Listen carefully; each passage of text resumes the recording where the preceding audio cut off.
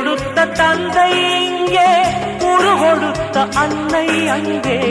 இன்ப துன்பம் எது வந்தாலும் பங்கு கொள்ளும் சொந்தம் எங்கே? தாலாட்ட அன்னை உண்டு, சீராட்ட தந்தை உண்டு.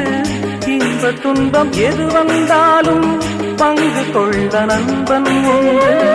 ஒரு தாயின் பிள்ளை போல உருவான சொந்தம் கொண்டு வரும் காலம் யாவும் வெல்ல இணைந்த கைகள் என்றும் உண்டு.